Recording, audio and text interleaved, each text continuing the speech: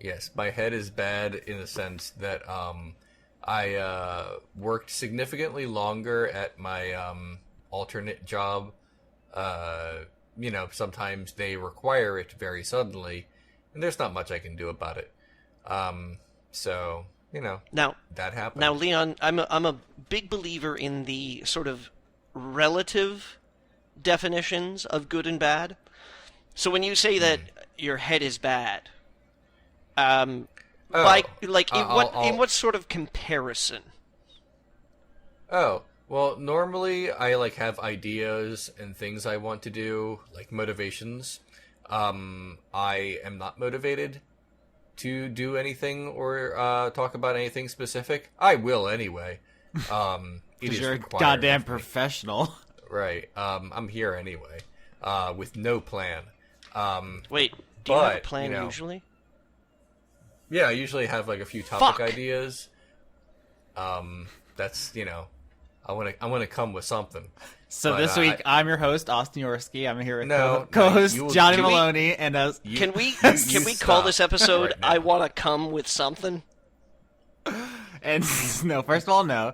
Second of all, the second co-host is a lifeless husk masquerading as Leon Thomas. Okay. Huh. We absolutely can. I want to come with something.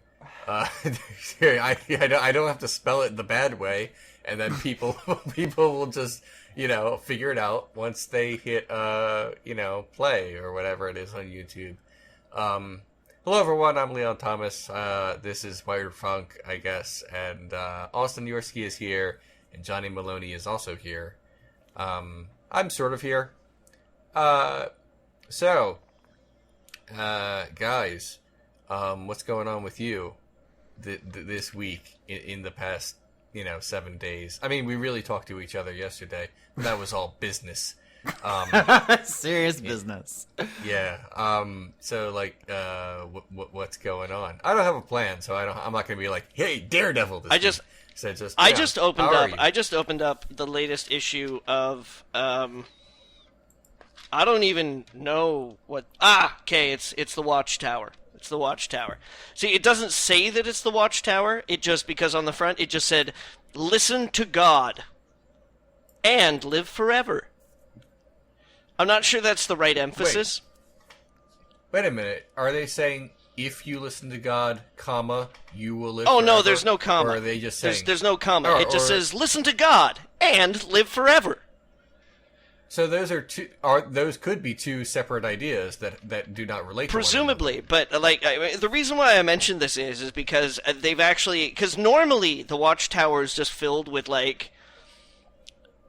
amusing articles, where they try and hit the middle ground, where they're like, you drive a car and wash it sometimes with a pair of shoes that don't really match your lifestyle. You're just like us.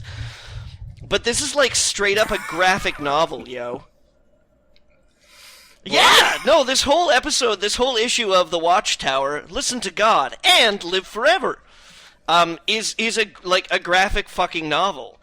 It's all these, artistic representations of shit that happens in the Bible, and it's panel by panel. I love the panel for Satan and the demons continue to mislead people.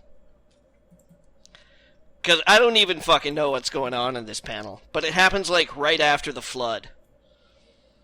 Oh. So it's but... Well, you wouldn't think they would stop. I mean, they're dedicated. But the best thing about this is that at the bottom of every page, they break it down for you. So if you don't understand that it's there's a part here that's how do we listen to God? And then there's a picture of a dude writing on a scroll, and then there's another picture of another dude writing on a different scroll, but from a different angle. And then there's a third dude in the foreground who is writing on yet another scroll at still a different angle. And then underneath it, there's a picture of, the Word and a bunch of Bibles, presumably written in different languages, and you can tell they're different languages because the language on the cover is in a different one. And then there's a guy opening it and doing that, holding his chin kind of thing, where the index finger is on one side and the thumb is on the other side, and he's got one cocked eyebrow and he's looking at this open book as if he's like, hey, maybe there's something to this. But then, like, under all of that, it says, like, there's a row that's just divided off the page that says, God speaks to us through the Bible, 2 Timothy 3:16. But, like, if you read them out of... You can't... What? You can't say God speaks to us through the Bible as a Bible quote. Wait. I don't understand. That's the thing. So here's what I'm gonna do, okay? Because these are fucking hilarious. I am gonna read you the rows at the bottom of each page here, okay? Without any context about like what passage it is or where it's from, okay? On page 5, people everywhere are listening. On page 6 and 7, Jehovah created everything in heaven and on earth. That one's pretty self-explanatory. Page 8, Jehovah gave Adam and Eve many good things. Page 9, God said not to eat from one of the trees. Page 10, Adam and Eve did not obey God, so they died. That's not how I remember that story. Page 11, the dead are as lifeless as the dust. Page 12. That's not true. Page 12, most in Noah's time did what was bad. Same. 13, Noah listened to God and built an ark. Again, no comma there. God will again destroy the wicked and save the good people. Jesus did good, but was hated. You think someone would divinely inspire these fools to get some punctuation? The kingdom will remove all wickedness. Most of the dead will be resurrected on earth. What's happening? We can pray about many things. Remind me, Johnny, do you just get these in the mail? Oh, no. My girlfriend picks these up for me. I have lulz? I have weird hobbies, okay? This is great. Page 28 and 29 is like centerfold. 28 says, Hot. avoid what is bad. 29 says, do what is good. Yeah. Yep. Hey, guys. But you're missing this sweet artwork. So sweet artwork. Maybe you can use it as the title card. Hey, we're recording this on a weird day. I'm sorry to just not acknowledge all that bad stuff that happened for 7 minutes, but we're moving on. Because we record this on Wednesday and release it usually Saturday or Sunday, we're in a thing where Ghostbusters is not out, but when you're hearing this, it will be. So you're probably expecting us to talk about it, but we can't. So that's not going to happen this week. I'm still probably going to avoid talking about it anyways, to tell you the truth. Yeah, okay. We got a question from someone. Yeah, here it is. This is from Jade, our doctorate of questions, who says, I know Leon's going to see Ghostbusters. How about Austin and Johnny? I don't really want to. Kristen Wiig is one of my only movie deal breakers, but I feel like people want to hear us talk about it, so I might see it just for listeners.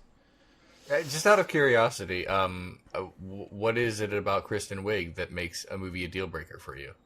I find her violently unfunny, aggressively unfunny. Okay, well, everyone's taste is different. How do you I feel would about Kate recommend. McKinnon? I don't know who that is. I know she's in the movie. I just don't know. I don't know any of her work. Look. What I'm trying to say is, if you ever want to break the Kristen Wiig curse for yourself, you can watch The Spoils of Babylon. It is great. Okay. I think she's pretty funny. She's been fine in the things that I have seen her in. I liked her in the Skeleton Twins. I have not seen that one. Which one is that? Skeleton Twins is her and Bill Hader play these estranged siblings who basically botch their own suicide attempts at the same time, just by total random chance. Or screenwriting chance. But Yeah, well, I mean, Austin, come on. Buy into the illusion, will you please? Suspension of disbelief. But they only, everybody only ever finds out, I think, about his suicide attempt. So she plays like this whole high and mighty, I kind of have to take care of you thing for some of the movie. It was not funny, but it was very well done. It had funny parts. It was macabre. But when she was on Saturday Night Live, like I tried to watch it a number of times, and it just like, it made me want to crawl out of my skin and die. Like, I don't know. I'm sure she's a nice person. Like, I don't have anything against her as a human Austin, being. I have to know. Her style I have to know. Okay. Horrible. When you started watching Saturday Night Live, I mean, I've watched it all my life on and off. But go yeah, on. yeah, okay. When you first started, when you fell in love with it, when you were like, "Oh my God, I know what to do with my Saturday nights now. I need to live." Was it the group of actors that preceded Kristen Wiig? No, my first Saturday Night Live, and probably my favorite, is literally the beginning. John Belushi, Dan Aykroyd. So that's when you started then? Yeah, Gilda Radner. Okay. Stuff like that. All right. Yeah. I have this weird theory about Saturday Night Live, like acting groups and things like that, where you know when people first start watching it, they're like, "That's my jam," and then when the next group of people come along, they're like, "Nah, you're not as good as the last guys." And then the next one comes on, and they're like, "Wow, this is a lot better than the last guys." And then it rises and falls like some kind of sine wave. Yeah, I know there's multiple series that kind of operate like that. Like Doctor Who, they say like whichever one you get in on is like going to be your favorite, and then the next one won't measure up. Which is so not true, because I totally got in on Christopher Eccleston, and David Tennant stole my heart. Yeah, I mean, Tennant's episodes, many of them are trash because the scripts are trash, but he is a treasure. He is a beautiful bauble. He should be on a pedestal in a museum somewhere, so we can all just appreciate him. He's very good. My mom's cousin lives down the street from his dad. Or sorry, I should say his mom and dad. Mm-hmm. And that's, I know, that's such a distant, weird connection. But I think about that, and I'm like, ooh, I should go visit Sandra and Billy. Johnny, that story was so good. Can you tell it again? I just want to hear. I want to feel it wash over me Yes, again. I can, Austin. And I will do it much more circuitously and slowly this time. No, see, I sorry. I my mother was born in apologize. Paisley, which is a little town in bad Scotland person, I'm outside sorry. of Glasgow. Why did you do this? I know, Why? I'm bad. Stop. Johnny, are you going to see Ghostbusters or not? Because Austin is saying, like, maybe not. I will probably see it, but I doubt in theaters. Because I don't go to the movie theaters anymore, because I hate being in public and also looking at things there. Yeah, I've come to love going to the movie theaters, mostly because now I can just go by myself. Yeah, and you can go at awkward times and shit like that. I'm a working stiff. When I'm like, I want to go to the movie theater, I show up and there's like 90 other weirdos there who look like they're enjoying themselves, and I hate it. Yeah, I mean, I still go see movies with my ex because we're still friends, and I occasionally see movies with like Jess and Darren, but not too often. But lately I've been like, ooh, I can just go to the movie theater right now because I'm ahead of everything that I need to do today, and I did. Not even to see something I really wanted to see, just because I wanted to go out. And that's always a place where I can go where it's air conditioned. I miss that. I also miss... I feel you, Leon. I also miss eating lunch by myself in restaurants. Oh my god. I love eating by myself. I hate eating with other people. I'll just say this right now. I don't like watching someone eat. It's gross. I feel like I might be a dog person in the sense that I like dogs as pets more, but I'm kind of like a cat human in the sense that like I mostly just want to be left alone to my own devices. Occasionally I want to come around for pets or whatever. But then, like, I want to mostly just, like, fuck off. Mostly fuck off. Yeah. I went to see The Conjuring 2. I saw you tweet about that. Why? Were you under duress? Yes. I heard the first one was actually okay. I heard the first one was okay.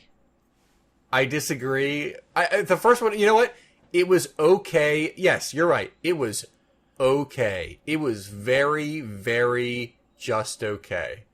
I I have nothing for the Conjuring one except a little disdain for that last part that was like, you have to believe in Jesus or hell. You know what? Fuck you. Well, lines of text at the end of the movie. Well, the funny thing about horror is that it particularly gives way to, if it's really good, then it's like emotionally evocative, and if it's really bad, it's usually pretty funny. Right. I agree. But this horror left me cold all over. So I wasn't a fan. I also, and this is kind of dumb, but watching it, just knowing that this is based on these people who are just frauds, kind of like is in the back of my mind. The second one is, I would say, worse than the first. In any serious situation, anytime you see based on a true story, yeah, in like any movie, you should really take it with a grain of salt.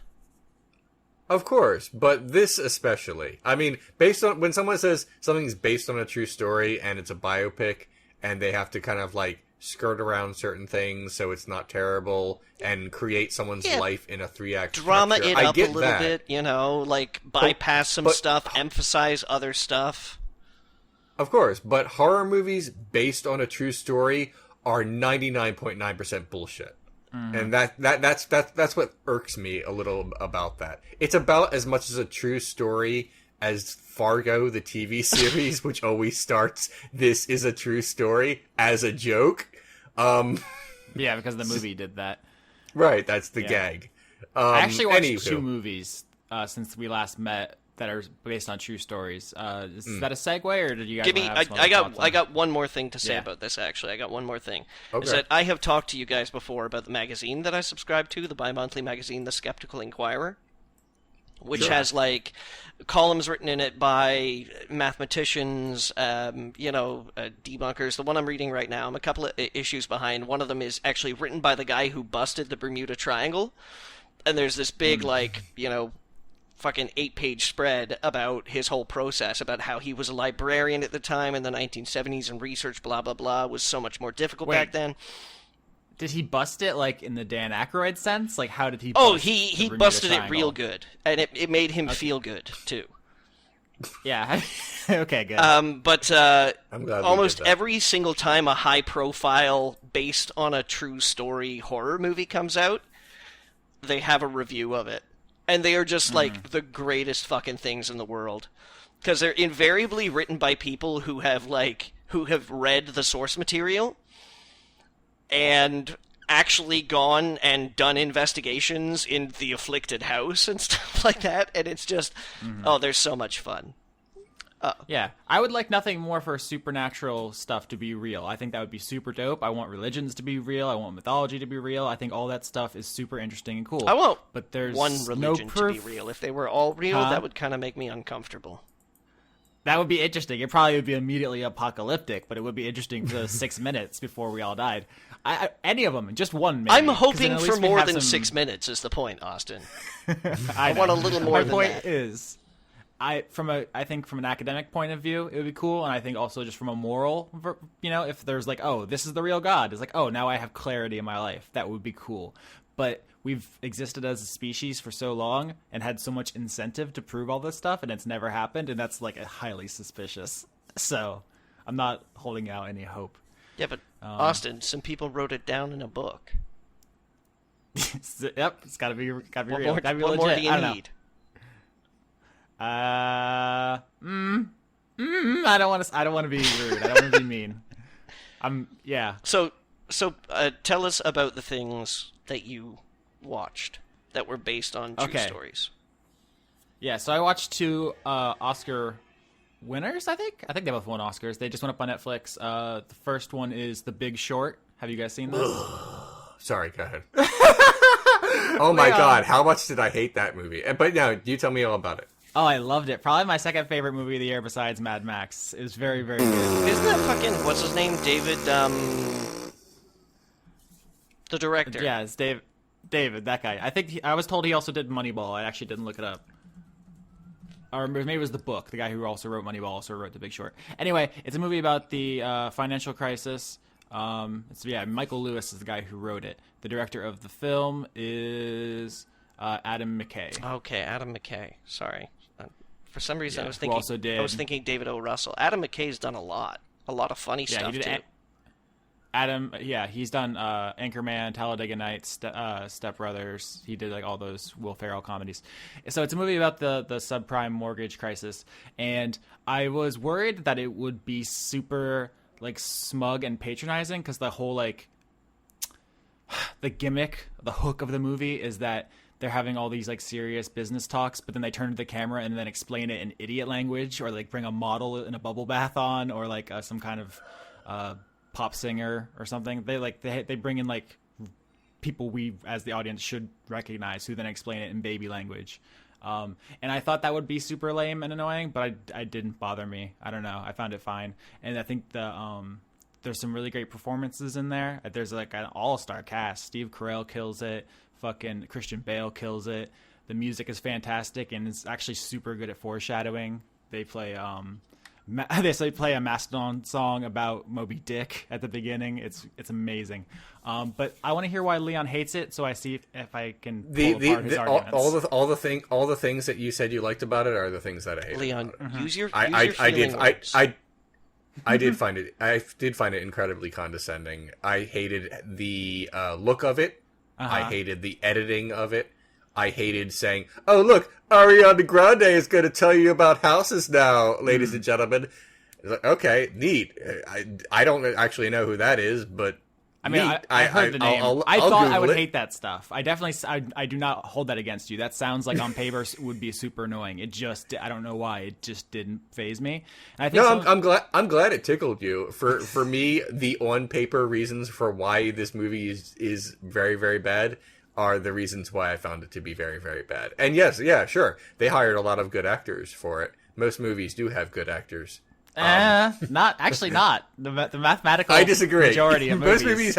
Most movies have actors who don't really notice are bad actors. That's how I feel. Just most of the movies you've heard of. I think the actual amount of movies is different. But here's what I'll say about those things. I don't think you realize how many movies I watch. But okay. Oh no, I'm talking about the average person. No, Leon, you're definitely an outlier. I think about this a lot because our media consumption is way out of whack to the average person. I was gonna say the average American, the average human, right? Like I've played literally thousands of video games and seen hundreds and hundreds of films, probably maybe thousands as well.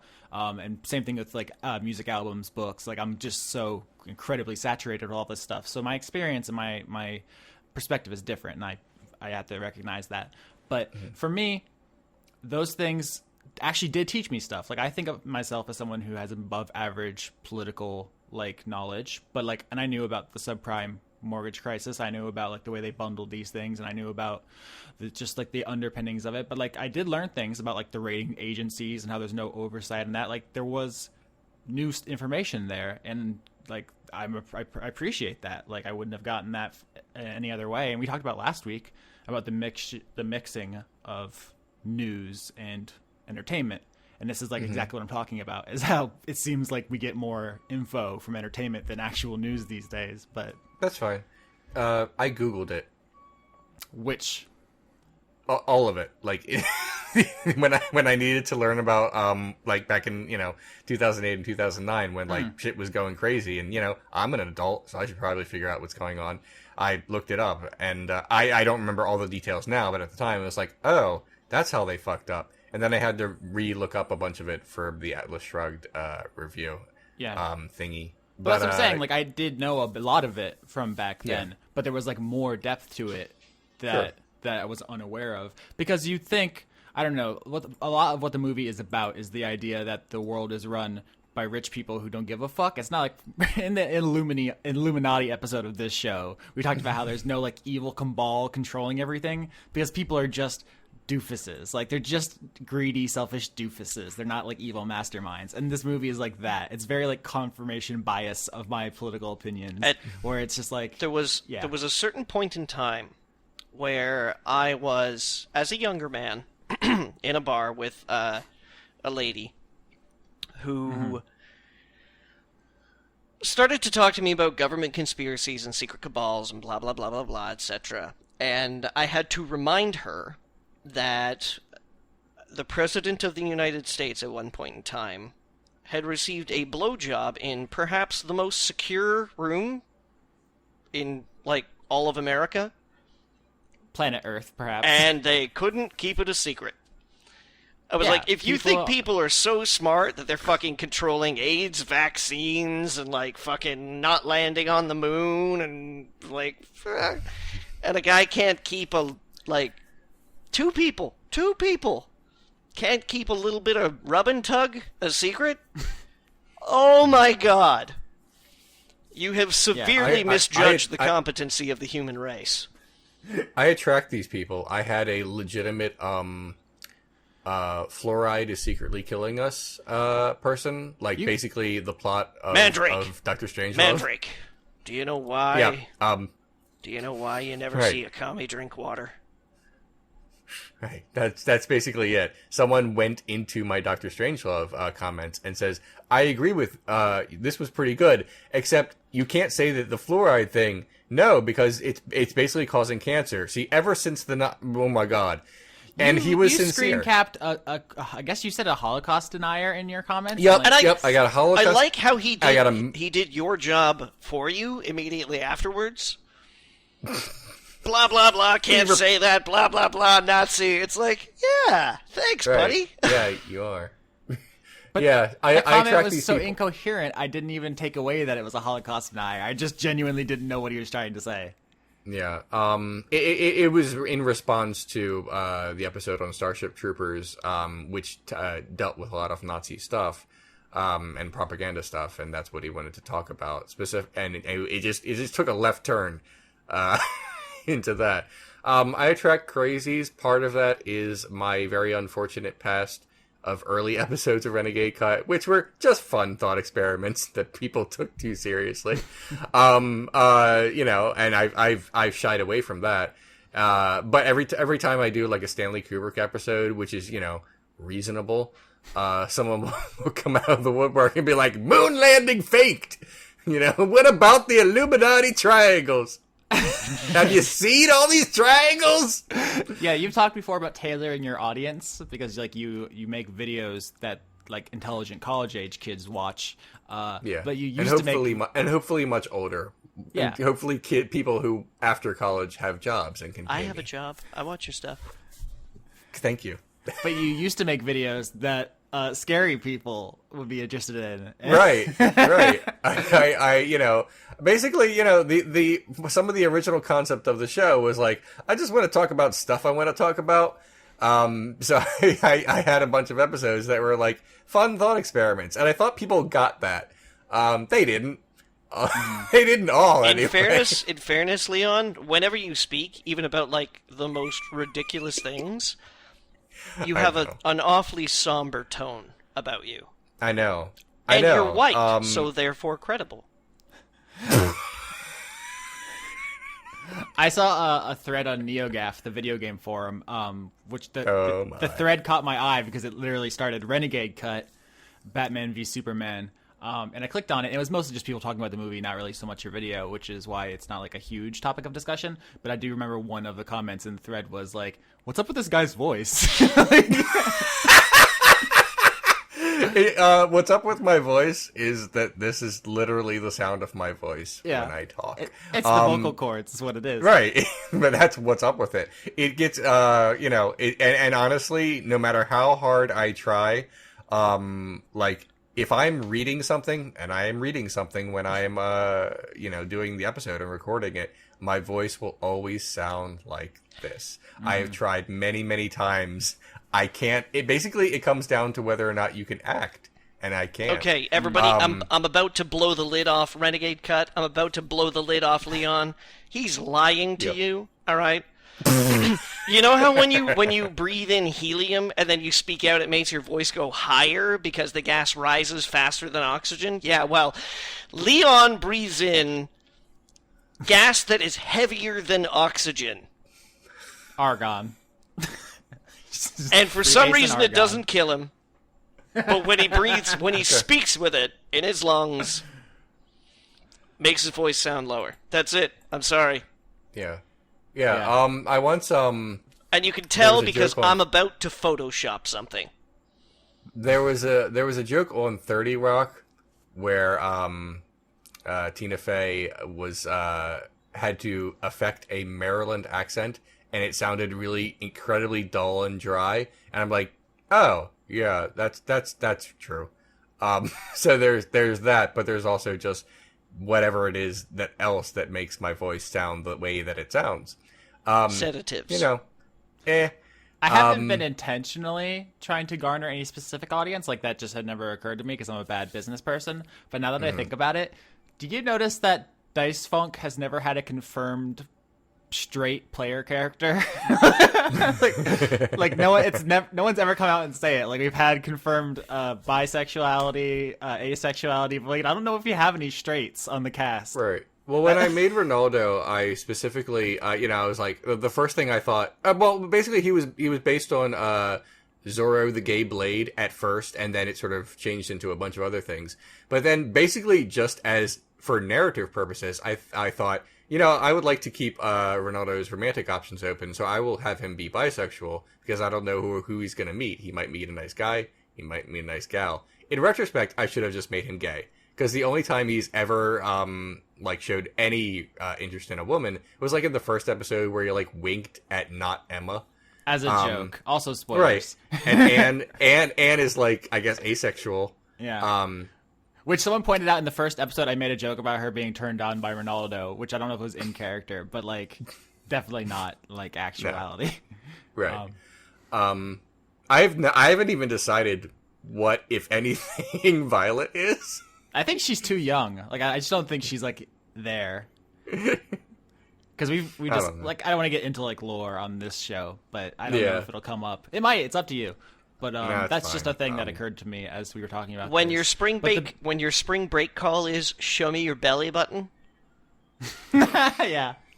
God, that's a good show. Did you guys ever think about how good a show we do over there? It's pretty good. It's very good. All right. The Big Short is what I was talking about. I forget the things that we were actually saying. Mm-hmm. I'm sorry, Austin. You said you watched 2 things this week. We talked about The Big Short, and then we just like went off into a tangent. What was the other thing? The other thing I watched was Spotlight, Best Picture winner. Okay, that is a much better film.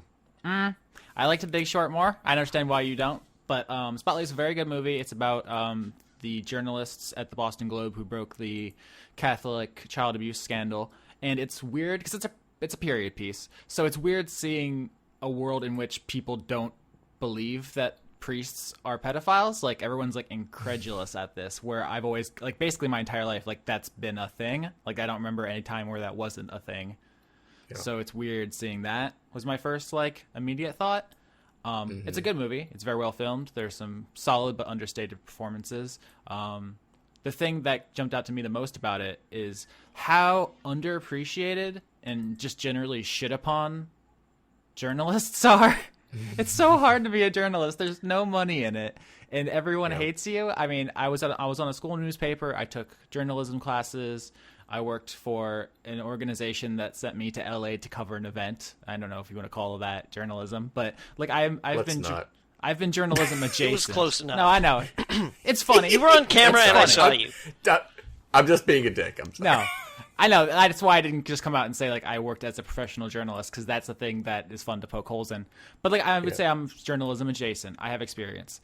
And I found it very, very rewarding when it worked, which is about 1% of the time. The rest of it is hate-filled self-loathing and drudgery and misery.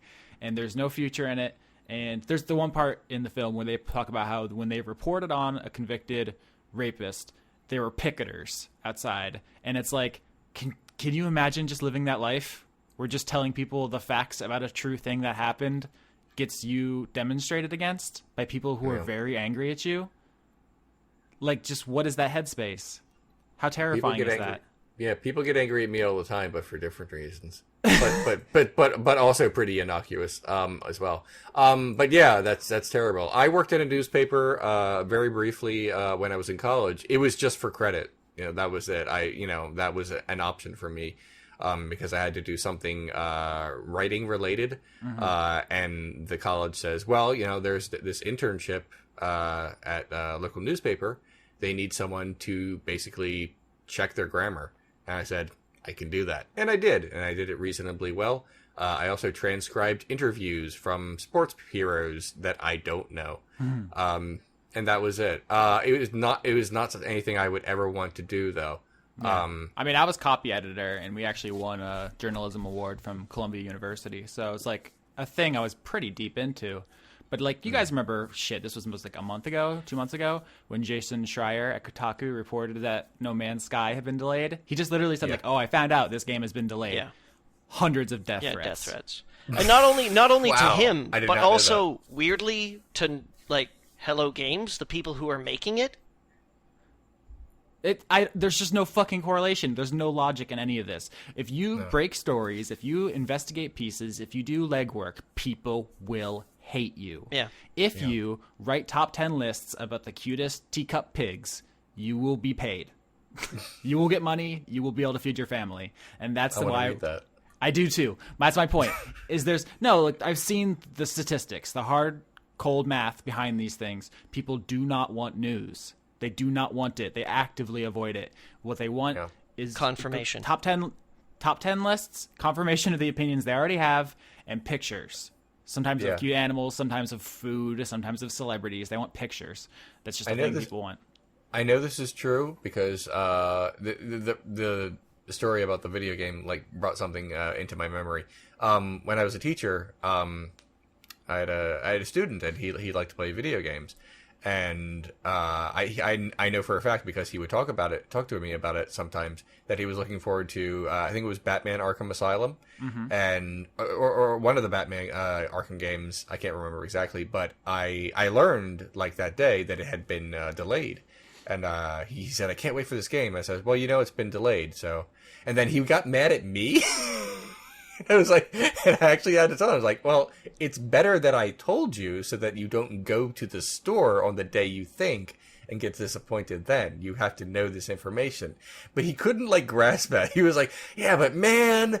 That's like some caveman logic. Do you ever guys, you ever get in that situation? I know this happened to me a lot growing up with my father, but people who get angry and then when called on their bullshit, either they're wrong or something, they just get angrier at their anger. It's just a building, snowballing thing that just, I don't know what lizard part of people's brains this affects, but just, I don't relate to it at all. I don't know if I've ever been genuinely angry on any of the programs we recorded. I've affected oh, that movie sucks so bad, but I don't know if anyone's actually listening now has ever heard me actually angry, and I don't remember the last time. It's probably been a decade since I've been genuinely angry.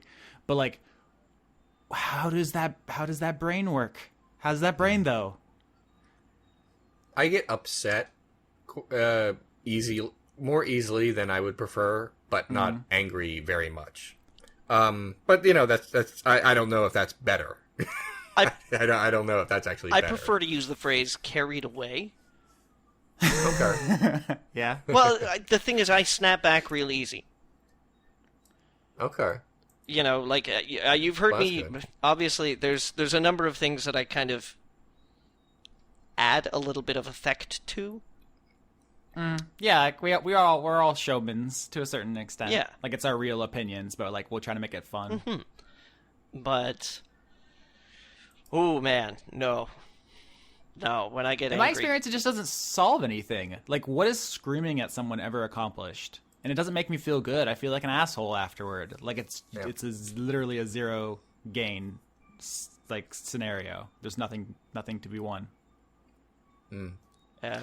Well, I think all the repression has something to do with it with me. But everyone's different. It's about communication, I guess. In the end, if you feel like you don't have the wherewithal to be able to properly express what you want, why you want it, why you're frustrated or upset, then your body just goes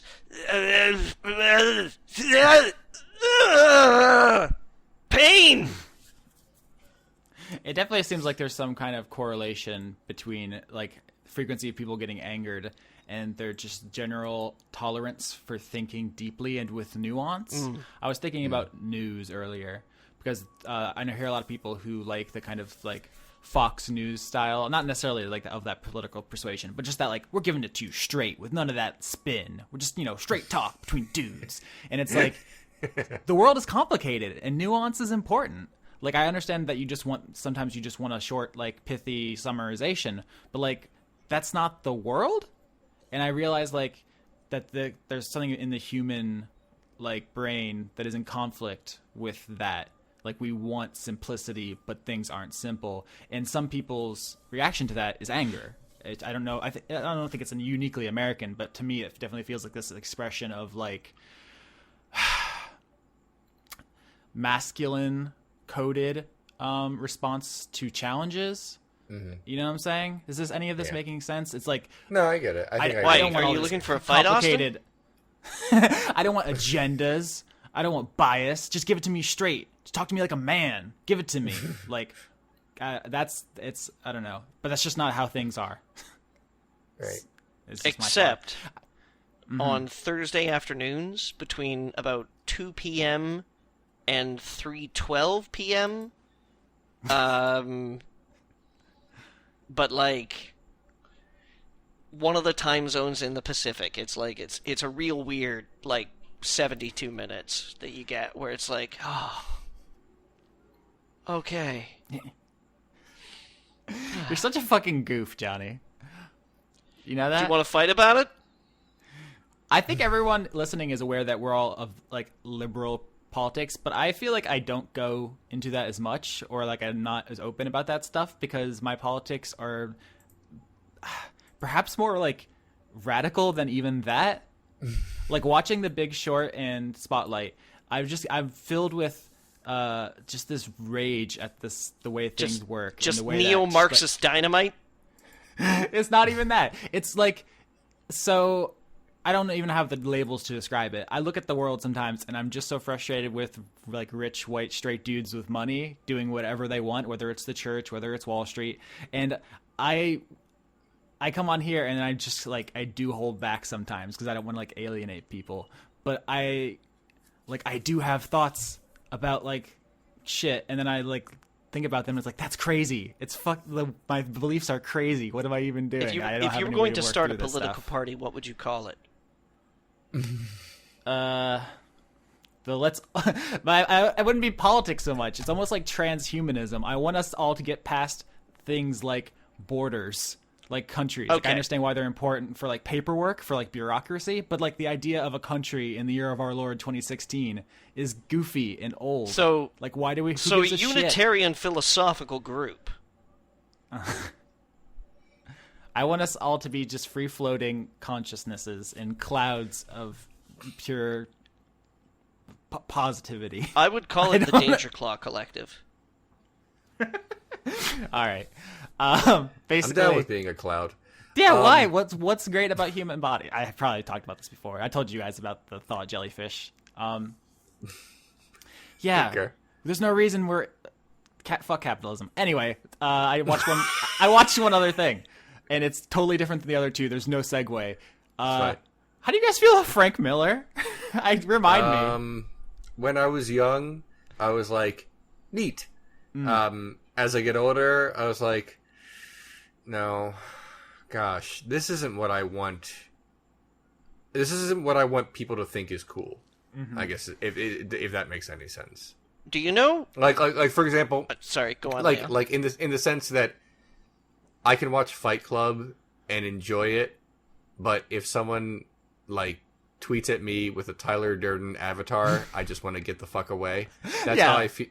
That's how I feel about Frank Miller, if that makes any sense. All right. Do you know how when you're in high school, maybe even a little younger, Vaguely. maybe even a little older, there's a kind of a broad range there. And you start getting into like maybe like, angsty, upset, rage, angry, like whatever, kind of like emotionally fueled music that kind of gets at you. and you're like, wow, like, yeah, the system, like, sucks, or, like, oh, man, I feel so downtrodden, like, oh, man, geez, I wish there was something I could do, but this really speaks to me. And then fast forward to 10 years later, and that guy is still writing that music. Mm-hmm. And you realize that when you were a huge fan when you were a teenager, he was in his mid-30s. Yeah. And he's maybe late 20s. And now he's on that 40 cusp. And he's still writing that music. And you listen to this music and just think to yourself, Jesus Christ. Like, high school was a long time ago for me. You need to chill out. That's kind of how I feel about Frank Miller. I don't know him as a person, but based on his work, I assume he is like a fascist, misogynistic, racist, abominable person. Maybe he's not. That's the way his work is. Did you watch the second Sin City? Okay, Johnny, you want to just do my section for me? Nah, I'm just asking a question, son. Yeah, I guess we can skip ahead. Yes, that is what happened. My problem is I liked it. What's wrong with me? Someone diagnosed this. It's a bad movie, but I really liked it. Why? Am I broken? Sometimes visuals can just strike you in such a way that you can cancel everything else out. It's neat to watch a little, but it's not that neat to watch. The first Sin City was style over substance. The second is style, no substance. Like, there's nothing to it, and I still liked it. It goes against, like, every impulse I have. That's it, then. You can just be like, you can just enjoy the style. Yeah, we've talked before about how you can like problematic things and you can like problematic creators. Mm-hmm. Like, that doesn't make you a bad person, and that definitely applies here. But I'm not even talking about that. I'm talking about just the quality of this thing is that it feels like it's going through the motions of an edgy, try-hard thing from 10 years ago, which is exactly what's happening. And I still liked it. I don't know why. It's gross. Like, everyone in the movie is either a prostitute or like a dick with muscles. Like, there's no... it basically takes place in an alternate universe where things shaped like humans, but instead are just like aliens that mimic human sexuality and violence in like a gross fucking parody of them. I don't know. It's a weird, crazy thing. My most beloved Frank Miller superhero is Dick Muscles. Yeah. What's your favorite Dick Muscles storyline? Wrath of the Bane. Yeah. Look. Yeah. I'm done now. I like it when it goes deep into the mob. We're childish. We're very childish. But like, his worldview is that like all women are prostitutes except for the ones who are sex witches. Like, and all men are alcoholics except for the ones that are racist. I don't like. What is his thing? Like, he's a crazy person. But even the racist ones are alcoholic. That's obviously, Johnny. But yeah, I'm famously the only one of us who likes 300, which is just racist on its face, like not even trying to hide it, and I still like that. I don't know why. It's not that it's racist; it's just that it's garbage. It's both. A little racist too. It's both. I'm not saying it's not racist. I'm just saying that you don't even have to get that far. You don't even have to be like, it has redeeming qualities, but it's a little racist. You can be like, oh God, this is awful, and it's racist. Yeah. It's also incredibly homophobic. It's also homophobic misogynistic. and yet homoerotic. That's the fascinating thing about this movie, is that it is both homoerotic and obviously homophobic. You know what? Here's the thing. Austin. You guys will have to pardon me for just a second. Sorry, I'll be back in just a moment. It's okay. This is just for Austin anyway. Okay, let's get real close. I'm just gonna wander off for just a second. I'll turn the volume up so I can hear you. Okay, cool. Austin, just because you like a thing in which the target demographic is shitlord, edgelord, does not necessarily make you one. It just means that there's some collateral damage being shot around and it struck you. That's not necessarily bad. It's not the best, but it's not terrible. Don't worry about it. I know. I'm not actually concerned that I'm a bad person. Hey, look, bad people have talent too. So it's true. It's not confined to just good people. It's just a thing though. I went into it like, oh, I think I've grown up since Sin City came out. Surely I won't like this movie, but then I totally did. I was just surprised by my own garbage tastes. I'm like a fine raccoon, just rooting through people's garbage and just tasting all of it. And you know what? It's not bad. It's not bad. All right. Someone give me belly rubs. I'm a trash raccoon. Look, the thing about liking something is that it's like a gut thing. Mm-hmm. I can like something more after thinking about it, or like something less after thinking about it. But like, I guess you could say like the initial pleasure or something is just a thing we can't immediately like dissuade ourselves from. That's like I like the movie Krull. But I do. I like it. I watched Masters of the Universe the other day. The 80s live action Dolph Lundgren movie, and I liked it. But it has serious noticing it now as an adult, and with a better knowledge of film, it has serious pacing problems. I think that's the worst problem. It's not the low budget, because the budget was fine for its time. It's not even the bad acting, because Dolph Lundgren only needs to do is flex and chop things. He's fine. It's just paced really poorly. The dialogue is hysterical. It's great, and Frank Langella is a really good actor. And he doesn't phone it in either. He's like, okay, I'm Skeletor in this, and I'm just gonna Skeletor the fuck out of it, and he does. But structurally, it has problems.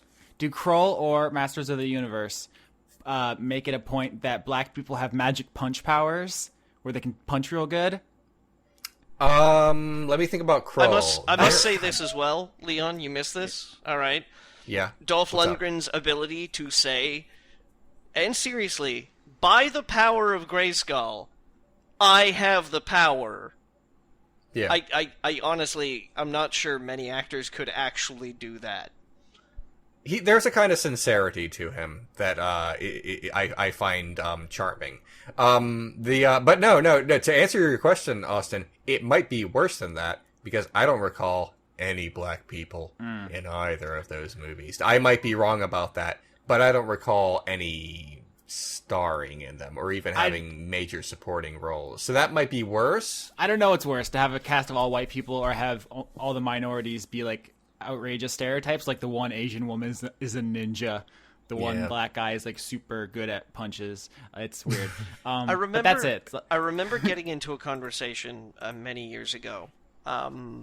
It was the year of the Oscars when Halle Berry won for Monsters Ball and Denzel Washington won for Training Day. Oh, so good. It's a good fucking movie. Yeah. But it was a conversation in which we were we asked ourselves, is this really, has Hollywood gotten over it? Because for years in cinema, black people have been unsavory types. And Hollywood just decided to jump ahead leaps and bounds for the first year, offering Best Actor and Best Actress to black people. One of them for playing a whore, and one of them for playing a thug. Yeah, a corrupt cop. A crooked cop, yeah. Essentially. But at the same time, you can't ignore the exposure, the fact that people were willing to headline movies with these characters that roll aside. Is it about real world presence? Is it about opportunities given to actual people? Is it about representation? Is it about some mixture of the two? I think it's about money, honestly. I know that sounds cynical, but look at the Fast and Furious movies. I think all the analysts say those movies do so well because they have a very large minority cast, a lot of Hispanic and African American actors. Mm-hmm. And I think Hollywood's I would like some of that money. Yes, we also make Medea movies now. Like they don't actually care. It's not like let's actually give people a shot. It's like here's also cash. Please cash us. Like they don't care. Yeah. Once again, there's my fucking politics. Sorry. I'm done talking. Why are you until it's apologizing question to time. me? I'm used to this by now. You see, what listeners don't know is that I converse with Austin with a lot more regularly, actually.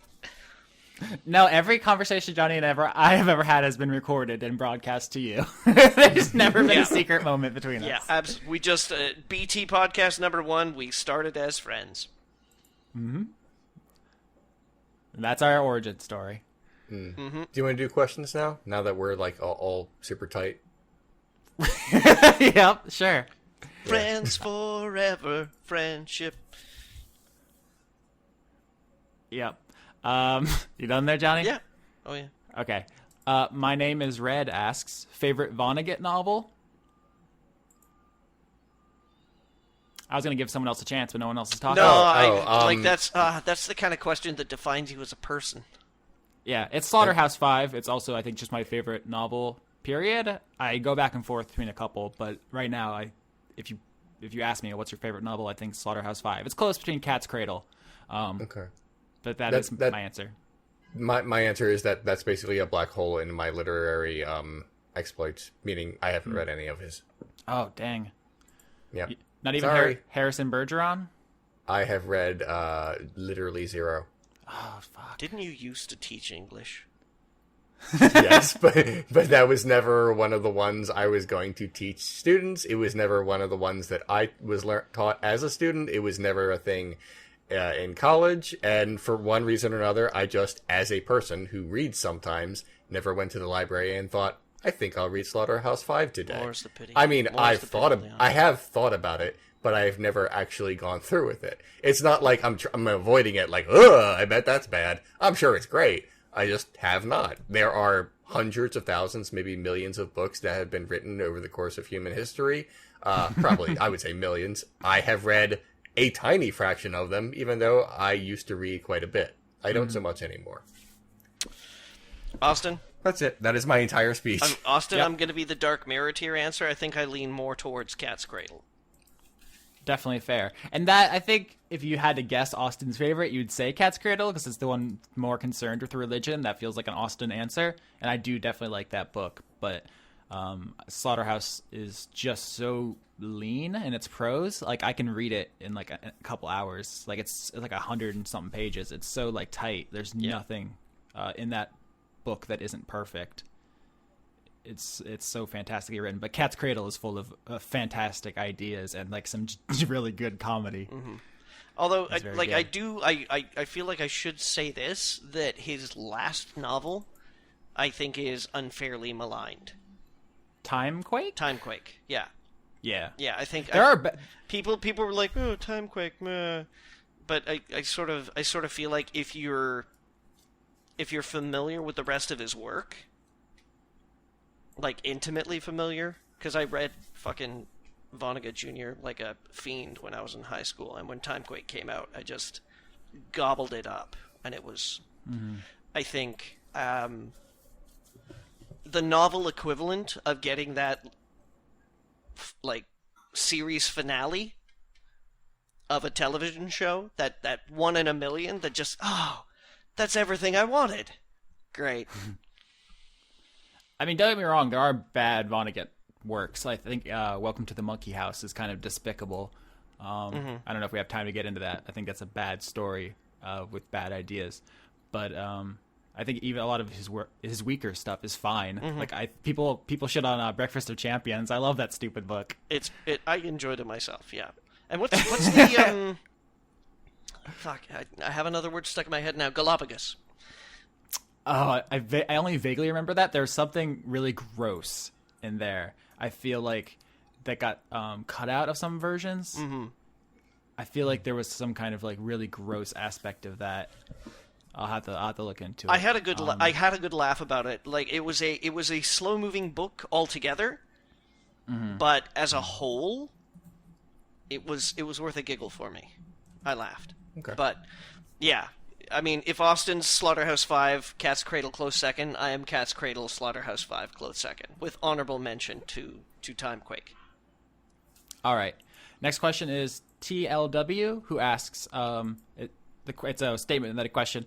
I'm studying the UN for an exam. Please ask Johnny to tell us about this amazing peacekeeper cousin. What were their missions? Johnny, I don't remember what show that was on, but you mentioned you had a cousin who was a UN peacekeeper. Yeah, I had a cousin that was in the UN peacekeeping forces.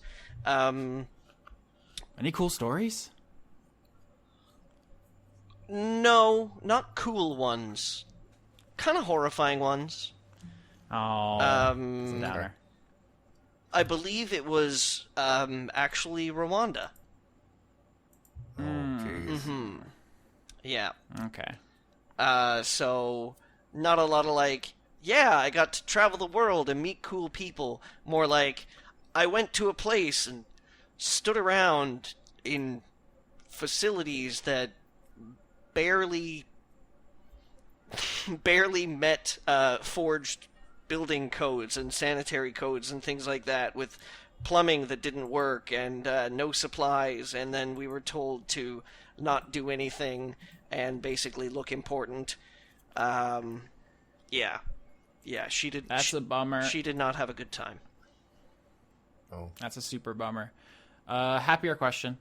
Okay. Anonymous Penguin, which is a good name, asks, what would your dream vacation be like?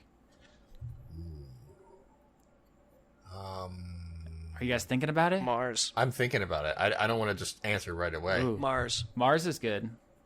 Mars. Yeah. I don't know if I've gone to Disney World, but I lived like an hour away from there, so I don't know if that counts as a vacation. I don't think I've ever been on like a proper vacation. How do people afford that? I can barely afford groceries. How do you just like get up and go and have fun for a while with no responsibilities? Well, Austin, you've got to be unhappy for at least 8 hours a day. About Got it. 5 days a week, where Oh, no, I got somebody it tells 7 you days. that what you're doing isn't good enough for them, or when Mm-hmm. you do something that's good enough for them, they go, "Oh, keep it up," and then walk away from you. And then you need to take all of that self-esteem that you earn from that and bank it. Just like hold it inside, and then one day give them like 2 weeks notice to be like, hey, in 2 weeks, is it okay if I just kind of say like fuck you for about 10 days or something? And then they I go, know you're joking, Johnny. And then they but go, this is riling me up. you know, I'll get back to you. We all agree corporate work culture sucks, but we all buy into it because tradition, question mark? Why are we doing this to ourselves? This is awful. I hate everything. I am Okay. putting my girlfriend through school right now. I know, but it shouldn't... Okay. Leon, save me. No, I mean, look, I if I thought about it for a really long time, I would come up with something cool, like, like a walkabout or something. But in all seriousness, I really just want to go back to Disney World. I was there as a child, and I haven't been back in a very, very long time. And it would be nice if I just, Leon. saved up a little money and stayed at one of the hotels that is inside the park and go to the, I guess, 4 now. Disney World locations that are like basically connected to one another. Leon, you realize what we could do, right?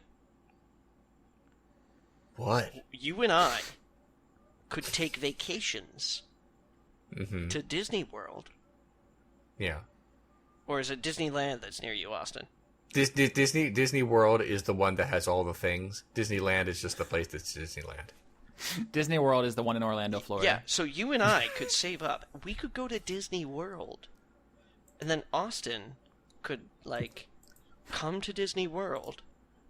Yeah. And then we could all stay at a hotel at Disney World. Pretend that we were all on real vacation. And just fuck. And just ruin that fucking hotel room. Just wreck it for the cleaning staff. Every night, every morning. And then go out and eat corn dogs all day. I am so down with this. I'm gonna fuck until the walls stink. Okay. This is actually the farthest I've ever lived from Disney World. I'm gonna stain those windows, son. How crazy is it though that like that's how I measure my like living situation? It's like in hours from Disney World. Florida's a weird ass state. Austin, the but, really strange thing is that there's plenty of people who are actually less cosmopolitan than that. It's a big world. But to the question is dream vacation. I would just like a vacation from the expectations of society. I would just like to be not with that right now. That would be nice. Being an adult. Being an adult is a stress nightmare. Can you guys tell I'm going back to school in a couple weeks? Anyway. I'm sorry. It's okay. Next question. Yeah. I got a twofer from Jade. We had one earlier. This one is, have you ever woken from a dream convinced it was real? Oh, God, yeah. Yeah, tell us about it. And this is going to be sad. Oh, no. Oh, gosh. I'm sorry. Oh, man. If you don't want to tell, you don't have to. No, I'm perfectly okay with it. It's not like, okay. It's not like last night I woke up and, I don't know, Hannibal was back on the air. Those are happy tears. No, I've spoken, I believe, at this point in time, at moderate length, about my father passing away on this show back in 2006. Well, I suppose processing that is a ordeal of sorts for the brain to cope with. So it wasn't until about 3 months after he passed that I had the most vivid dream and detailed. Man, this dream lasted months. Or I had convinced myself that it lasted months. Because during it,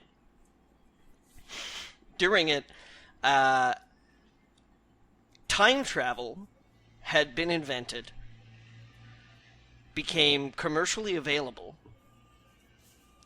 There were all these sorts of rules and regulations and applications that you had to make to the government and what you were going back to do, and things like that, etc. And there was actually this point in time where I had to interview with a member of some United Nations commission about going back in time and saving my dad's life. And it was a grueling interview process. And I remembered thinking that it was extremely realistic because what swayed them in the end was his monetary value. My dad wasn't the richest of rich men, but I was born into a middle-class family that went to upper middle class quite late in his life. He passed away suddenly. I can't remember exactly if I've talked about what got to him, but it was a Staphylococcus aureus infection, for any new listeners. And I was rather gutted by it. So I had this whole dream about basically selling everything that I could to get enough money to afford a time machine to undergo the interview process, which was like a months-long waiting period. And they were like, well, I kind of get the impression that if he was okay, then the economy would prosper. I was like, you cold son of a bitch, I'm here to save my dad from dying. And they were like, nah, this is going to be good for money. Approved. And I traveled back in time, and I saved his life. Which was not like some kind of heroic jumping in front of a bullet thing. I showed up about 2 days before he passed. And it was just ran in, was like, you have to go to the hospital. He's like, shouldn't you be in Spain right now? I'm like, I am in Spain right now, but look at me. Dad, you have to go to the hospital. And when it was all over,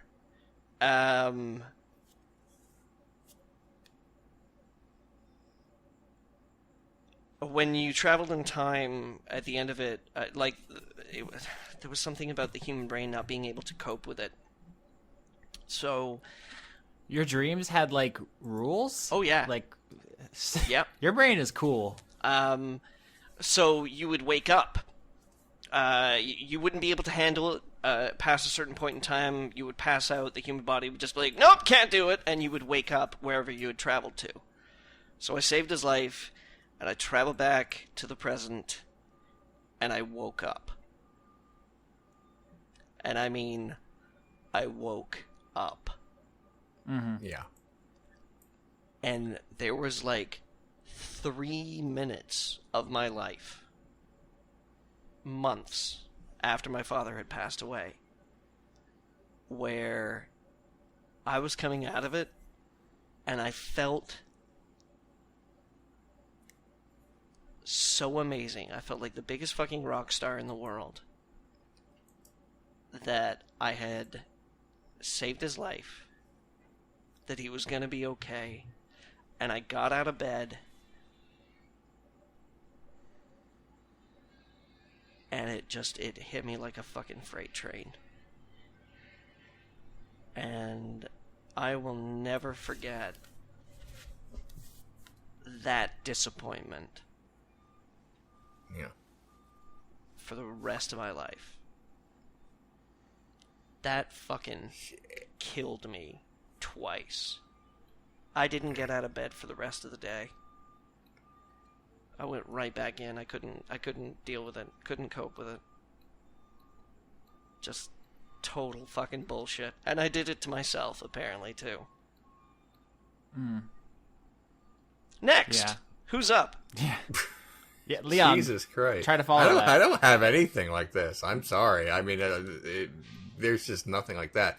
I have interesting dreams. I have dreams where I wake up and I realize something about myself. I have dreams where I wake up and I'm like, that was terrifying, and I think about it for a long time. But I don't think I ever have any dreams where, I wake up and I'm like, that was real. Have you ever had sleep paralysis, Leon? Nope. That's a funny one. I mean, not funny, haha, but funny like, No, what's going on? I better turn on the light. No. Uh-oh. I do like my sleep. My sleeps are just sleeps. I don't have any fascinating stories. I mean, there are stories where like my dreams have like let me learn things about myself, and my dreams have creeped me out about things about myself that might be significant, but not in terms of what the question is. No, the answer is no. Hit me, Austin. I mean, I don't remember like 99.9% of my dreams, but the only ones I ever do are ones where like I dream about having like homework or like some kind of classes I didn't go to, and I'll wake up with like in mild panic attack mode, like heart beating really fast, like, oh shit, hold on, that's not, like there's like a 10 seconds maybe where I think it's real, and then it's like, oh, it's not actually. I'm not in school. Do you guys not have anymore. any weird dreams? I have plenty of weird dreams, just not along the lines of the question. Okay. I don't have any dreams where I woke up and then You both just kind of made it sound like they're like you dream about, well, I went to the Department of Motor Vehicles to get my license renewed, and the line was really long, so I decided to browse my phone. I could tell you some significant dreams if you'd like. They're just not, it's not what the question was. But we can expand if you want, and I can do that. Tell me about the weirdest dream you've ever had. The one that has stuck with me the most is the one that terrified me, and I just remember very vividly to this day. In the dream, I'm in an asylum, and I just know I've been there a very long time. And I've been I've been writing a very long book, like on hand, like I'm doing it, with a pencil. And I just have like all this, it's like a big stack of paper that I've been writing while I'm in the asylum. And I guess an orderly comes over and just takes it all from me. And I do not handle it well, and then I wake up. And that was the worst dream I've ever had. Not monsters eating me, just that was the worst. Austin? Leon, there's more? No, that was it. I woke up and I cried, and I was like, oh, this is me worrying about my disorders and mental problems. So like, okay, that's what that was about, but it doesn't make me feel any better. Even though I can very, very quickly analyze that. And that's it. That was the worst dream I ever had. There are other dreams I could talk about, but you know, I don't know how fascinating they are. Austin. I just don't genuinely remember my dreams. Come on, there's got to be a weird one. There's got to be. I'm sure there are. There's got to be one where you were like stuck in the back of a bus with like 100 different people, and you like looked at one of them and you're like, "Hey, weird day today," and they were like, "It's me, Austin." And you were like, what? And then you turned to, like, somebody else, and they were like, it's me, don't go, Austin. I don't know if what you're trying to do right now, Johnny, but... I don't know what's happening, but... The answer is, I just don't remember. Like, I wish I had some cool shit to tell you, but... I had a weird dream about, like, being in the back of a double-long bus, you know? Oh, so this is a deep subconscious cut that we had no way of knowing. Cool. The end of the story is they were all the same person. That was it. They were my best friend at the time.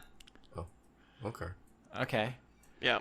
I think this podcast might actually just be a dream Leon's having, and we're like the asylum, and all of his good ideas are being taken from him.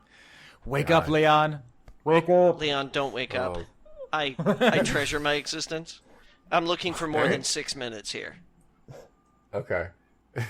Can't one more wake question, up. then we really gotta go. Like one more question, then we gotta go. Next question. Fourth man asks, what is your best method to approach someone you like and ask for a date?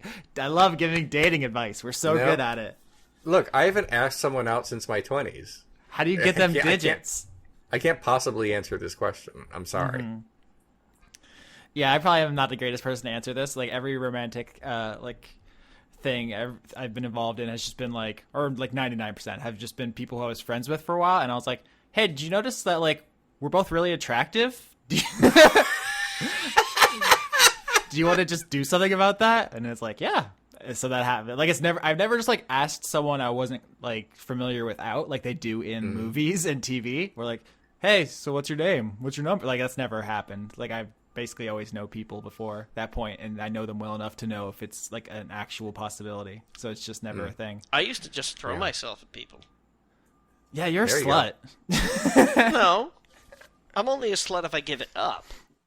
Oh, okay. So you're playing hard to get. You're playing games with hearts. No. If you go for it, then apparently you're like, you know, pimp or something. I don't know. I'm probably. I don't abide those double standards, John. You're a slut. Own it.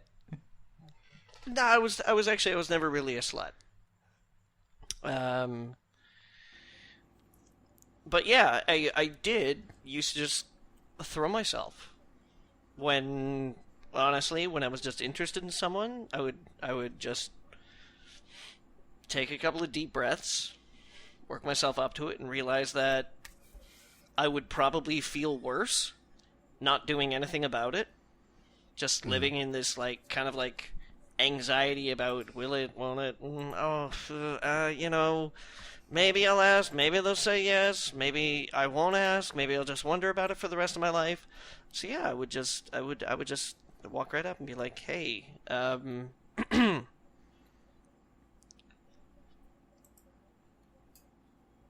you want a thumb wrestle? Statistically, just throwing yourself at a bunch of people has an eventual like rate of success. It does, It's a because numbers game. like technically speaking, I have known sluts in my life, mostly men sluts. Wow. No. Okay. No, I mean, you know, when I say Hey, I have known sluts, we're pro slut on this show. I mean, Oh my like God. I have known guys whose MO there was to go out to clubs, to go out dancing, and basically anyone that they got the ear of that was even slightly attractive would just say, hey, do you want to come home and have sex? Yeah, because if there's like a 5% chance of success, you ask 20 people and you're getting laid. Yeah, one person says yes, and that's it. You win. You only need You win. one. Leon, did you think we were being derogatory? I think we're pretty I don't positive. know. I was like, wait. No, it's fine. But if it's one person, if you're specifically interested in a person, like an individual, then maybe get to know them until you know how. Like, I feel like you should have an idea of like how they would be comfortable being approached. Yeah, like, that's a lame non-answer. Don't just run in. Like when I say that I used to throw myself at people, what I meant is that you do get to know someone, you get friendly with them, you learn things about them, enjoy their company, be around them. Because I have also experienced a lot in my life of being enamored of people who just walk in the room and suddenly discovering that they're horrible, horrible people in the most awkward situations. But when I say that I threw myself at people, what I mean is to say that I would ask, because that seemed like the most direct way to find out whether or not this is something I should be getting over or something that I should be engaged in. I think the modern equivalent of that, Johnny, is dick pics. So our advice, the official Word Funk answer to this question is send dick pics to everyone in your contacts list. Just everyone. Blast them out. And make sure Reply that all. Austin is in your contact list. And also me. I'll take dick pics too. But only erect. Okay. What are we gonna do? What are we gonna do with the fucking us? Okay. Real answer. Get to know them, but not in like a predatory. Don't be like you're being a covert spy. Like you're pretending to be that person's friend so that you can eventually ask them out in a week or a month. You either have to genuinely take an interest in them and then ask them out, or not. Don't be like, I'm gonna pretend that this is all platonic and then then penises. Then there will be penises. Only then the penises must wait. Yeah, no. you have. I don't know how to say this. I'm like I said, I'm not an expert, and I don't know how dating works anymore. The question but be was sincere. Just, that's it. The question was just how do you ask someone out?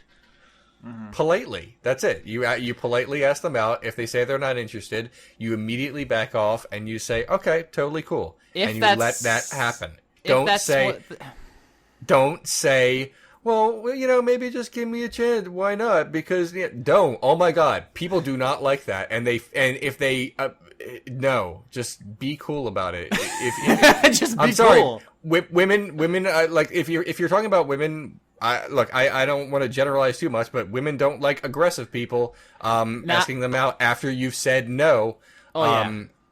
I was going to say, like, I feel like we're generalizing a bit because, like, some people, like, the approach works. But if you know somebody and maybe they're not into that, maybe they just want, like, a more direct, like there's other approaches. You just got to know the person's. Yes. Right? Get to some people are just like... know them. Learn their weaknesses. No, oh my God. No, Recon. No. I'm sorry. That was the real answer is right there. That's like the farthest I go, and I'm shutting that down right now. Nope. Yeah. Nope. Johnny says no. No. Cool. The real answer is be sincere and polite, and if it doesn't work, then move on with it, and don't dwell on it. And that's really it. There are 7 billion people. Someone will want your dick eventually. Yeah, it's okay. It's okay. Or it's your butt. Okay. I thought that was going in a different direction. A myriad of different parts of Somebody you. might want your eye. Maybe a kidney. It's Hannibal back on NBC this fall. I oh my God! I dreamt it. Stop. All right. Anything you guys want to say right before we go? Yeah, we got a question about Pokemon Go. I uninstalled it. I don't think Johnny's playing. Oh, it's not out in Canada, so Johnny's not playing it. No. Also, we wouldn't talk about it on this show. Listen to the latest episode of Game Crunk. Johnny cries, and I talk about Pokemon Go. It's pretty good. I considered playing it, and then I realized I would have to walk around Baltimore, and I'm not going to do that. So that's it. So it's Mugging Simulator 2016. Yeah. I mean, no, not. I don't like walking around my city. It's not a good game. It's a bad game. Gross. Yeah. Anyway, anything you guys want to say right before we head out? Yeah. That was it. That was Anything the else? thing. That was it. No, Good. no, Okay. I've got something I want to say. Okay. Album recommendation of the week. John Bryan, Meaningless. John Bryan is probably actually most well known for his film compositions, but he's collaborated with Kanye West in the past. He's composed for movies such as Trainwreck, This Is 40, Paranorman, Step Brothers, The Other Guys, Synecdoche, New York, I Heart Huckabees, Eternal Sunshine of the Spotless Mind, Punch Drunk Love, Magnolia.